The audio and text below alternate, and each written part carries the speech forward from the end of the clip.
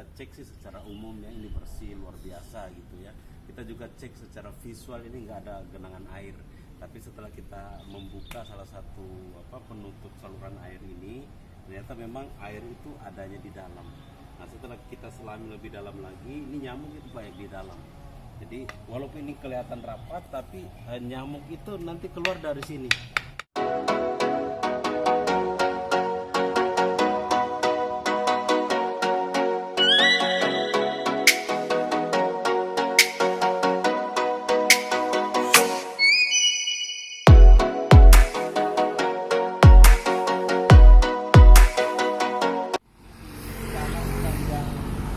Kanal ini kemungkinan itu adalah karena dia dalam.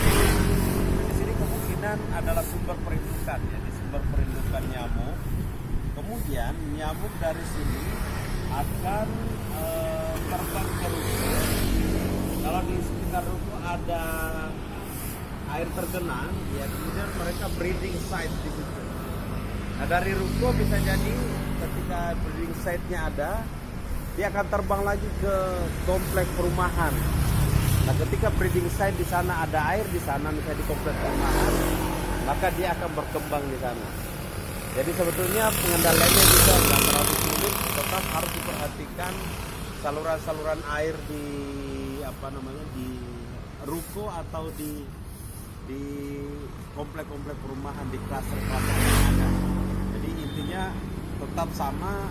Pengendalian nyamuk itu harus fokus ke sumber-sumber perindukan, yaitu di air yang tergenang. Jadi kemungkinan dari sini terbang ke penduduk itu lumayan jauh lah ya, sehingga sumber utamanya tetap breeding site di daerah ruko atau di komplek perumahan tetap menjadi concern kita. Saya kira kita cek sih secara umum ya, ini bersih luar biasa gitu ya. Kita juga cek secara visual, ini nggak ada genangan air. Tapi setelah kita membuka salah satu penutup saluran air ini, ternyata memang air itu adanya di dalam.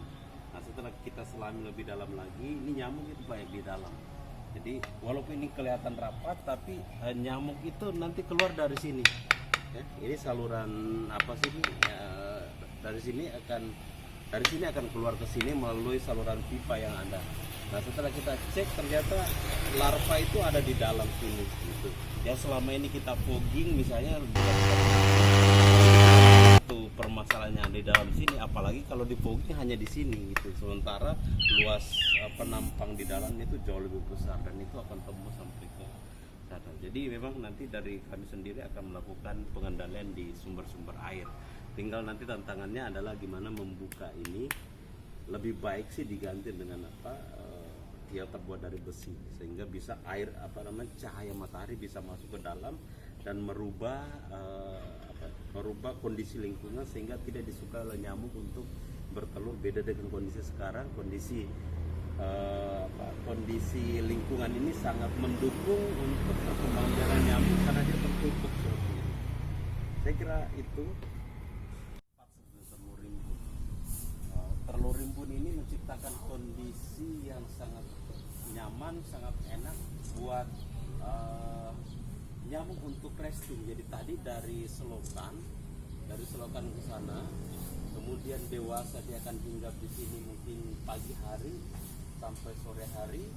Malam hari dia akan mengganggu warga yang ada di di klaster ini. Jadi memang harusnya jangan telur rimbun seperti ini, diusahakan gimana caranya biar matahari itu bisa masuk ke dalam. Jadi tempat resting place, tapi intinya nanti kami akan gunakan residual treatment di daerah seperti ini, bukan di fogging tapi kita menggunakan residu ya, bahan kimia cair nanti, bukan di fogging. Saya kira itu.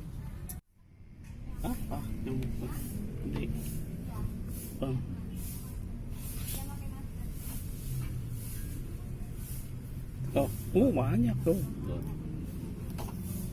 Jadi kayaknya perilaku warga juga harus kita edukasi ya, karena ini nyamuknya banyak banget. Ini persis di depan pintu. warga. Jadi jentik sama dewasa ini udah komplit ada di dalam nih tuh. Iya. Sehingga itu jentik tuh.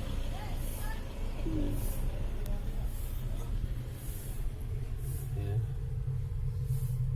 Ya ini jentik kah? Jadi keluar nyamuknya. Jadi kalau ada penampungan air seperti ini nyamuknya akan banyak.